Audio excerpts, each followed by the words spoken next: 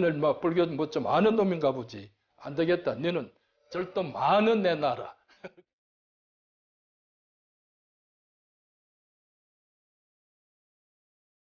지난 3월 달에 스님께 와서 그 10,000배 다 한 것 같습니다 하는 놈입니다. 그러니까. 그래? 나는 그런 놈 있었는지 없었는지 몰라. 그런 놈 몰라. 하고 싹 무시를 해버립니다.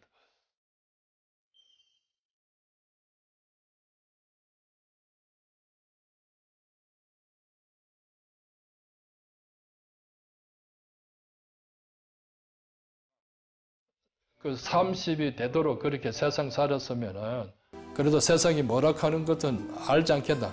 그러니까 부처님 제자가 한번 돼봐라. 출가해봐라. 그래서 네가 나를 믿고 들어와서 부처님이 공부를 하면 그래도 남자로서 하면은 할 수 있는 공부다.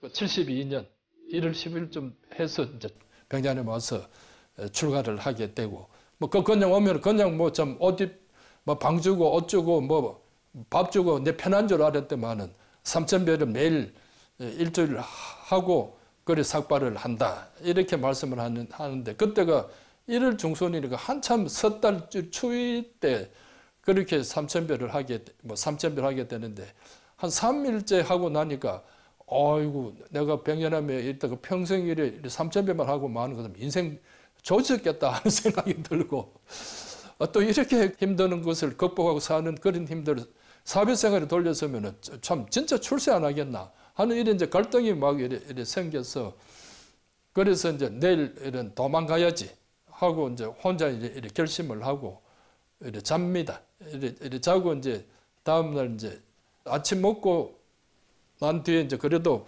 방은 이제 저 자선실 큰 방에 그때 이제 아침 공양간이 있었는데 그 자선실에 그거나 방이나 이제 닦아드리고 걸레로 닦아드리고 가야 되겠다 하고 그래 막 이제 걸레질을 하고 하려는데 스님께서 문을 화들짝 이래 열고 들어오시더면은 제보 임마 니 도망갈놈 아이가 도망갈려면 안주 도망 안 가고 아주 그 있네 그 말씀을 이제 하시는데 그만 저는 뭐 그 말씀이 화들짝 이래 놀라고 주저앉아 버렸지.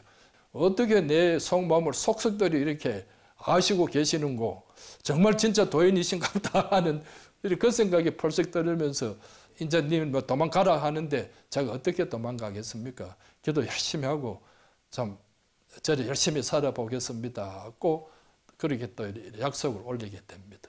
그러니까 일주일 기도 마치고 이제 삭발하게 되고 이제 행자 생활을 시작하게 되죠.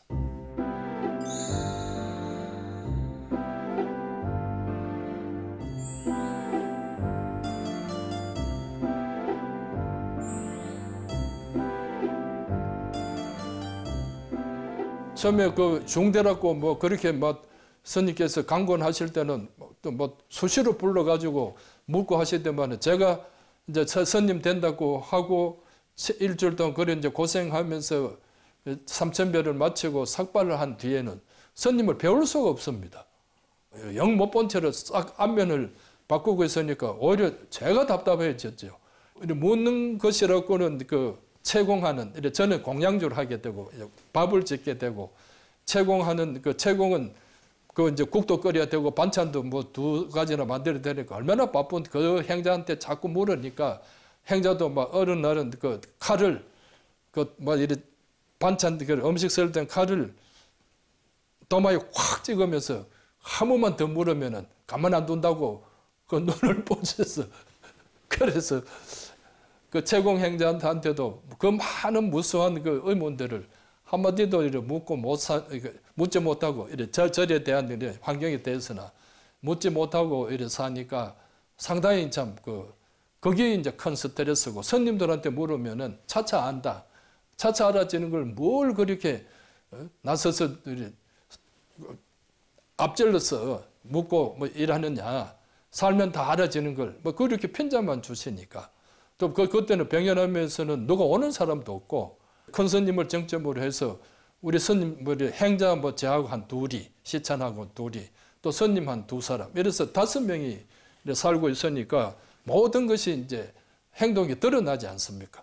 이래 드러나니까 또 이제 무슨 이제 참 야단을 한번 하셔도 전부 다 뭐 다른 일로 설사 야단을 하신데도 전부 다 내 때문에 일어나는 일이고, 그러니까 생활이 이제 긴장의 이제 연속으로 되어 갑니다. 자유가 없어요.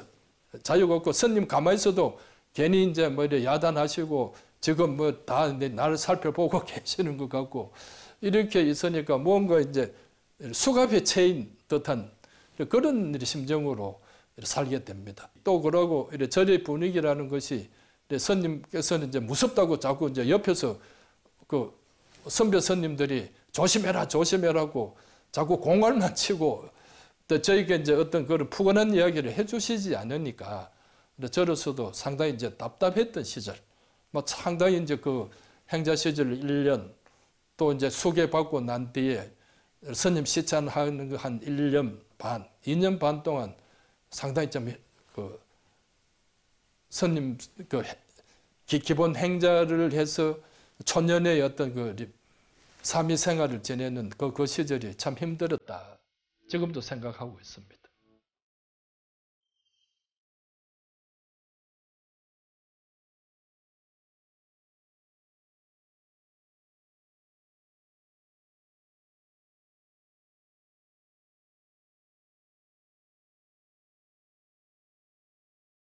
스님께서 저한테 이제 한 10개월 만에 이제 수계를 주시면서 당부를 하셨습니다.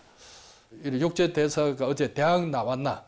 너는 뭐 그래도 뭐 대학 졸업했다 그러니까 이제 글은 읽을 줄 아는 거 아이가? 그러니까 참선하면서 다시 책은 보지 마라. 책은 보지 말고 이제 화두만 들으라. 꼭 이제 하셨습니다.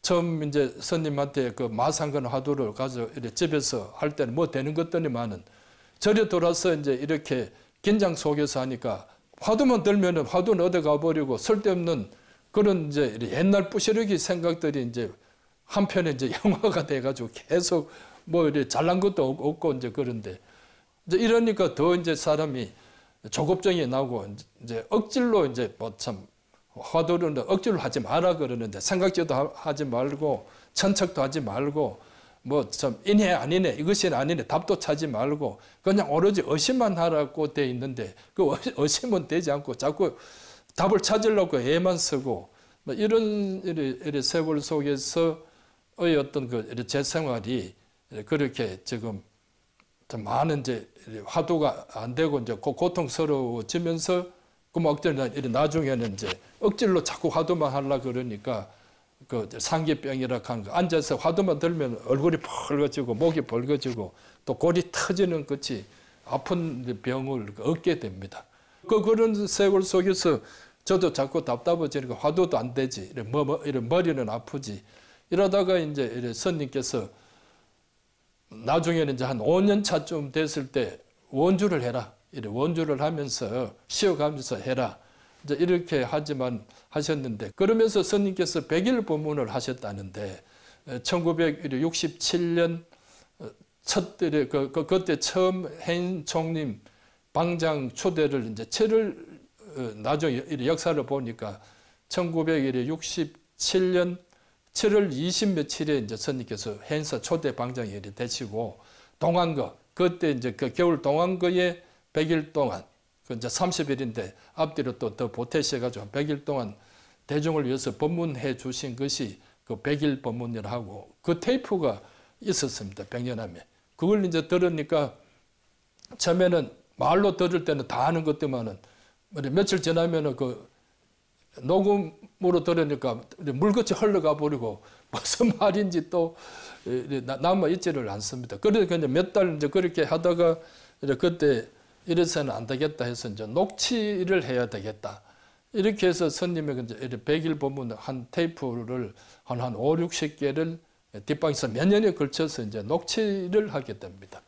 그런데 어느 날 이제 그래도 이제 스님한테 허락받고 하는 일이 아니고 스님 몰래 지금 내가 뒷방에서 내 혼자 그 지금 같으면 헤드폰 뭐 좋은 것도 아니고 이어폰으로 있다가 만일에 스님이 오시든지 하면은 얼른 이제 감출 생각을 한다고 이제 그렇게 하고 있으니까 스님께서도 이제 이 자식이 가만보니까 그래도 이래 옛날에는 마당에서도 자주 보이고 하더만은 요새 마당에도 안 보이고 뭘 하는데 방구석에 처박혀 있는 거 또 이제 스님께서는 또 저 이제 안 보이니까 또 이제 이런 이상하다 생각하셨는지 하루는 느닷없이 와서 지금 열심히 그 녹취를 하고 있는데 문을 활짝 열으셔가지고 그래 이제 덜켜버렸죠. 뭐 하는데 그래서 스님 100일 법문을 지금 녹취를 하고 있습니다. 어디까지 했는데 지금 다른 거는 거진 다 하고 상당법어 부분을 하고 있습니다. 그러면은 그 정리해서 그 번역한 게 있으면 갖고 와봐라. 그 해서 이제 갖고 와봐라고 이제 말씀을 그렇게 명령을 받고 예했는데 이제 걱정이 태산입니다. 그래 밤새도록 그걸 정리해가지고 다음날 아침에 갖다 드리게 됩니다. 갖다 드리는데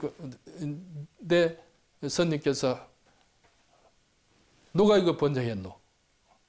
스님 누가 번역한 것이 아니고 스님 법상에서 녹음하신 것을 한마디도 빼지 않고 그대로 정리를 해서 올린 것입니다. 나 이래 법문 안 했다. 새로 해왔나? 이래 하시는데 그래서 이래 나와가지고 보니까 스님 말씀 한자도 빠진 자가 없는데 스님은 당신이 법문한 것이 아니라 그러니까 사람 미칠 노릇이죠. 내일 또 번역해 오라고 해서. 그래서 세 번째 또 번역하고 녹음 듣고 해도 제가 잘못 적은 글자가 스님 말씀 내에서 한자도 없습니다. 그래서 가니까 이 자식이 미쳤나 똑같은 것을 3일 동안 똑같은 것을 3일 동안 가져오면 어쩌느냐 뭐라도 좀 이래 고치지 않고 스님 말씀대로 해서 자꾸 아니라는 그 이유를 저는 알기를 모르겠습니다.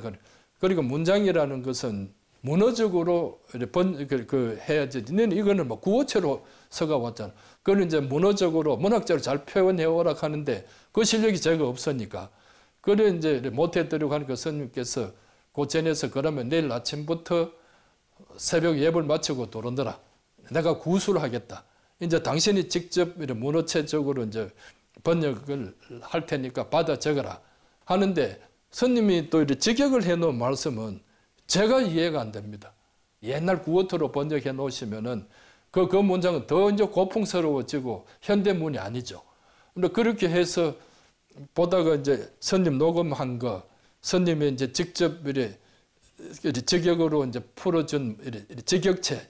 그러다가 이제 오른 스님의 염송이라는 그 책이 이제 세 권으로 출간하게 됩니다.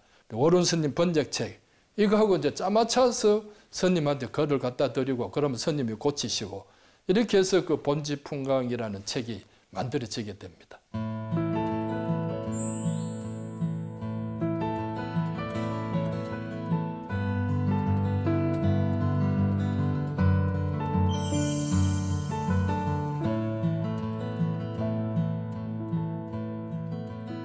본지풍강이 나오기 전에 스님께서 또 당신이 일생일대에 참 회심의 역작으로 생각하고 있는 선문정로는 이제 스님께서 직접 육필로 원고를 정리를 하시고 계셨습니다.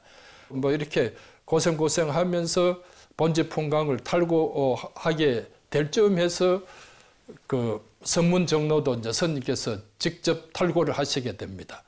그리고 그 책 두 권을 지고 그 책 두 권으로서 큰 스님께서 그 불이람에 송광사 불이람에 계시던 법정 스님을 찾아가서 내가 이 두 책을 내고자 하니까 윤문을 좀 부탁을 한다고 다녀와라.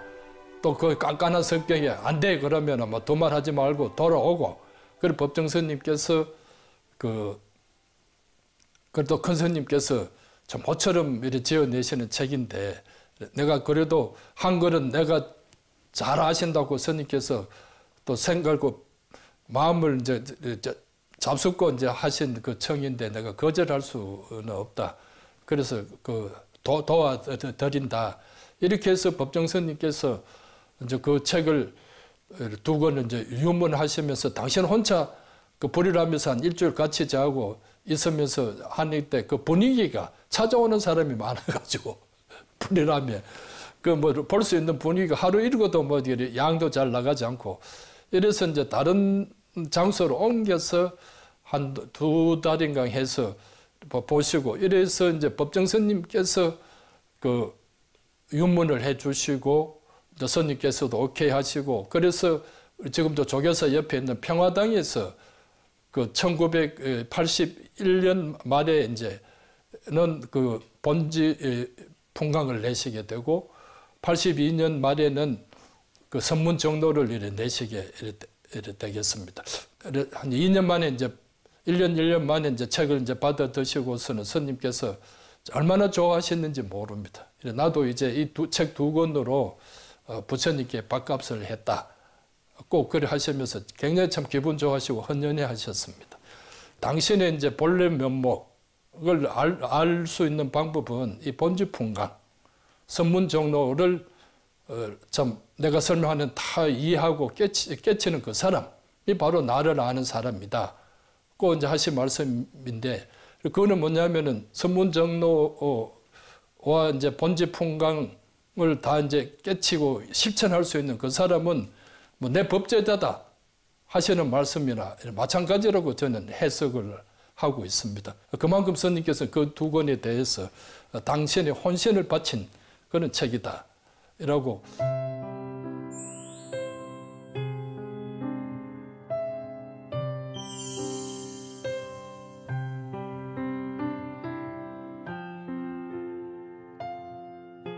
구산스님께서 열반에 드시고 연결식을 다 마치고 뭐 우연히 이제 저도 이제 서울 간다고 광주에서 새마을호를 타고 갔는데 한 15분쯤 지나니까 웬 스님이 와서 털썩 이래 옆에 앉습니다.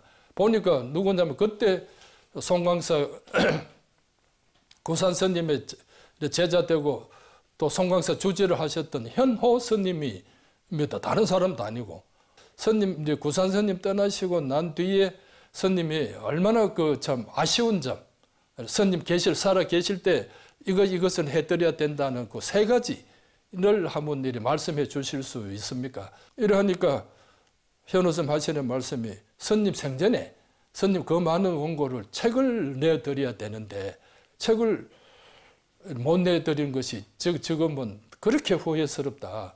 이제 책을 내드리려고 그러니까 자신이 없어. 큰 스님 계실 때는 큰 스님의 말씀이 뭐 그대로 이제 참 옳단데 지금 안 계시니까 확실하게 스님께 정명을 받을 수 없으니까 마음대로 그 책을 내고자 하는 그 마음이 발동이 안 되고 혹시라도 잘못되면 큰 스님께 좀 누를 끼치는 것이 아니냐. 이것이 제일 책을 못 내드리는 게 제일 아쉽다. 그 말씀, 현호 스님 그 말씀 듣고 제가 화들짝 이래 정신을 차리게 됐죠.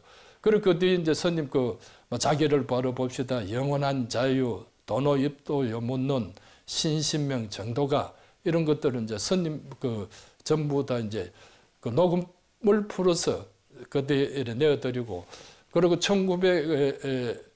1993년 10월 달에는 스님께 말씀드렸던 그 스님의 법업제 11권하고 또 이렇게 도노돈수 사상에 이제 도움이 되는 책을 이제 번역을 한 것이 설림곡용총서라고 있는데 그 37권. 그래서 전부 다 48권을 1993년 10월 8일에 9월 달에 다 내고 10월 8일에 국제학술대회를 하게 됐습니다. 학술대회를 마치고 스님께 가니까 수고했다. 그런 칭찬보다는 됐네 하는 것으로서 이제 칭찬으로 대신하시고 그러고 9월 다음 달 11월 4일에 열반에 드시게 됩니다.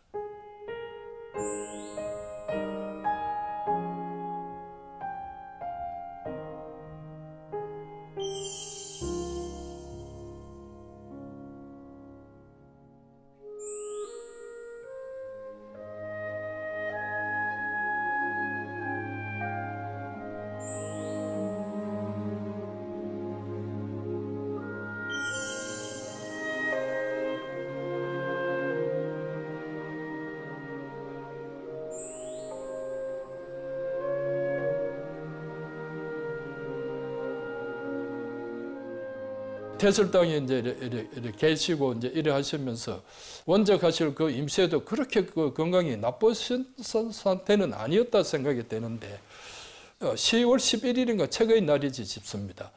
우리 전통 문화의 최고 그 출판 그것이 이제 책의 그 원본이 8만 대장경이니까 그 8만 대장경 한 5판 정도 서울에 가서 전시하고 싶다 해서 이제 그걸 이제 막 오늘 서울에 이제 운구회 이원에 보냈습니다. 이래 보내고 이래 저녁에 이제 뭐 또 우리 국장들하고 이제 모욕 갈 거라고 이제 하고 있는데 큰 스님께서 찾으신다고 해서 올라가서 이제 배우니까 이놈아 내가 너를 너무 괴롭히는 것 같다.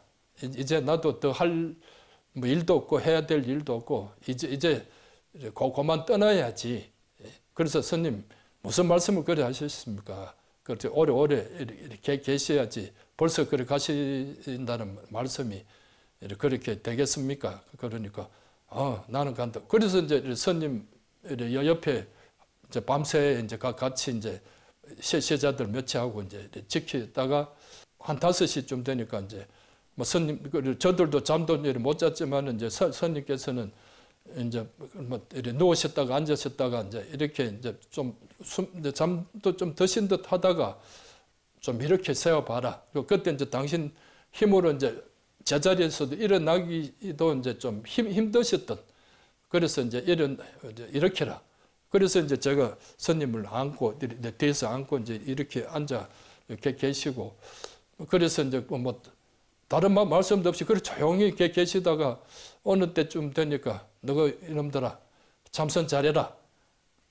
뭐 하서 이제 그냥 하시는 말씀인 줄을 그렇게 이제 알고 뭐 저는 또 따뜻하니까 몸이 따뜻하시니까 이제 스님께서 이제 그대로 이제 쉬시는 줄 알았지. 이제 제 가슴에서 이제 잠드시는 줄 알고 뭐 그런 채로 있다가 이제 했는데 나중에는 영 이제 기척이 없으셔서 보니까 한 아침 한 6시 반, 7시 사이에 이제 열반에 태설당에서 그렇게 이제 우리 곁을 이제 떠나시게 되었다. 뭐 되는 모습을 이제 이렇게 보여셨다 생각하고 뭐 스님의 그 떠나시는 그 모습이 또 저한테는 정말 그 뭐 조용하게 그 참 떠나시는 저도 이제 뭐 부모님도 이제 떠나시는 모습을 제가 못 봤더니 사람이 이제 뭐 참 떠나시는 모습은 난생 처음 이제 스님한테 처음 보니까